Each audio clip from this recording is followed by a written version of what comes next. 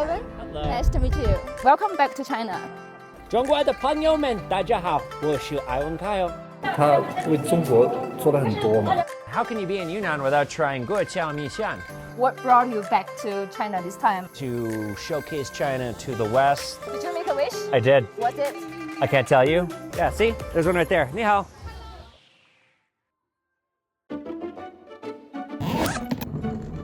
I'm here at the airport about to fly to Yunnan to meet Evan Kail. You might remember him. He's an American who became well known in China 3 years ago for donating a rare photo album documenting Japanese war crimes during World War II. He followed that up with his first visit to China in 2024 that included an appearance on the Spring Festival Gala television show. 大家好，我叫艾文凯尔。大家过年好。 His sojourn took him to many Chinese cities. Kail has returned for this Spring Festival, continuing his exploration of China in Lijiang, Yunnan province. Hi, Evan. Hello. Nice to meet you. Welcome back to China. Thank you. It's good to be back. I like your dress up. Thank today. you. I do too. We went through a few different outfits, and I like this one. When I met Evan at a horse ranch in Lijiang, he was filming a horse riding video for the Year of the Horse. But he accidentally re-injured his already sensitive right hand during the ride and had to pause the shoot to go to a hospital. Tell us something more about how you get hurt. I was running and I tripped and fell and I landed on my hand. Ah. Yeah, I like to go running a lot. So yeah, I got the bone put back in place by a Chinese doctor by hand, and then I went back to America and I got an X-ray there. The healthcare here is really good, and the doctors in America, they couldn't believe a Chinese doctor by hand just looking at it reset the bone, and I don't need surgery. Evan quickly got an X-ray at the local hospital. The doctor told him it was just a scrape, nothing serious. 有点眼熟，然后反应了一下，然后就想起来是艾文凯尔。他为中国做了很多嘛。 Before we left, a fan recognized him and asked to take a photo. Nice to meet you. Yes, I'll see you. Welcome. Be well and have good health. Yes. And Happy New Year. 新年快乐. You know, this would have taken, this would have taken 5 hours and cost probably about $1,000 in America. We're in and out inside of an hour, and I spent like 11 American dollars. The lively nightlife was just beginning when we arrived in the old town of Lijiang. It's a joy being tall. I don't need to fight for a good view. I can just reach up. What brought you back to China this time? And you choose Yunnan as one of your stops. Well, I mean, we go where the culture is. I go as a mission to showcase China to the West. This started with World War II stuff, but on my first trip to China, I saw I had an opportunity to do something for U.S.-China relations, to do something for the message of peace. I'm still a guardian of history. I've made numerous donations to China of World War II items, and World War II stuff is important, but there's a broader mission that does a lot of good, I think, for the modern age. When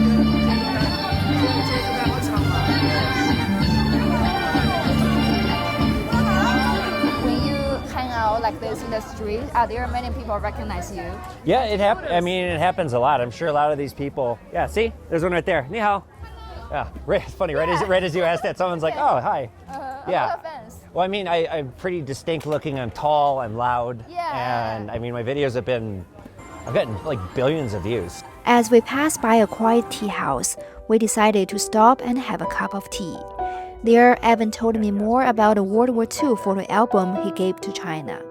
Back when you first received this photo album, did you realize how important it was? Oh yes, I have a background in Japanese studies from the University of Minnesota, and I grew up with grandparents that dealt with World War II. My grandfather fought in the Pacific.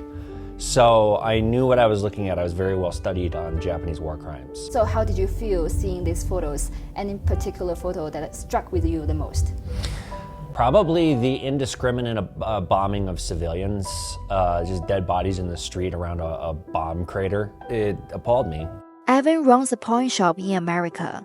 The collection that he received from a client contains more than 30 rare photos documenting barbarous acts of violence committed by Japanese forces in Shanghai before moving on to Nanjing, where the brutal history of the Nanjing massacre occurred.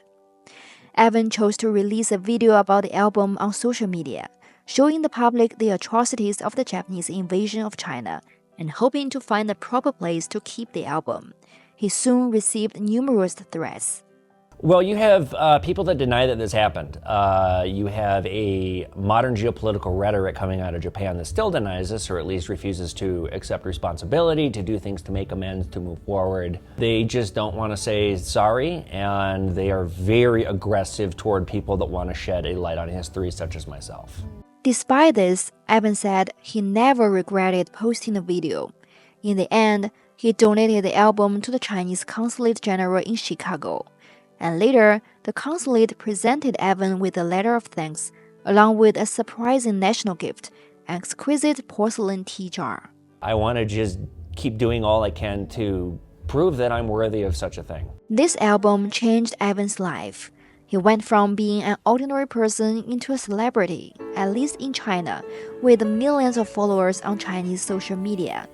In just over a year, he has spent nearly 80% of his time in China, traveling to about 45 cities, tasting local foods, experiencing local culture, and telling his stories to the world. I was in Nanjing for Memorial Day, which was incredibly powerful. I visited Harbin and saw the site of Unit 731. I visited the Aerial Martyrs Memorial Hall. So I saw lots of World War II stuff, but I also saw lots of really beautiful stuff too. So I still remember your video at the airport before you left China. You got really emotional and even teared up. Well, it was the end of the most incredible chapter of my life. I didn't know that the chapter was just the start of a book that would continue being written. I mean, here I am a year later and I'm still doing this, and this is now a mission and a focus of mine, is to continue building good relations between our countries, using my influence, using the power of social media. I'm continuing to educate people about World War II, but there's a whole lot more to me than just one act and one donation. However, Evan admitted his influence on Western social media is still quite limited, with far fewer followers than in China. Still, he said, the content he posts has changed some people's perceptions of China. It's not being taken seriously in America, and that's really too bad. On my Pawnman page, I explained from start to finish what happened. I posted a few videos, keeping people up to date, and I have had some really, really kind, positive comments from Americans. And I have had people say, now I'm going to go to China because of you. It was late by the time we finished talking. The old town had settled down for another quiet night. Evan, do you sometimes feel the weight of being that Evan Kail because people have too much expectations on you? All the time. I have a lot of weight on my shoulders and a lot of responsibility. I hope I can be an inspiration for others to do the right thing, and when people come and pay that on to me, it makes me feel really good, and it reminds me I have a duty and a job to do. Looking ahead, what's next for Evan Kail? I'm going to continue doing what I'm doing, building these bridges, traveling China, hoping more Americans consume my content, consider coming to China. I basically have given up my life to do this, but it's making a difference in some small way, and if you can make an impact at all in the world, then it's worth doing. As we said goodbye, Evan didn't tell me where he was heading next, but one thing is sure. He keeps coming back to China because of something deeper: connection, love, and the quiet belief that one person can make a difference. This wasn't goodbye. It was simply, Evan, see you next time.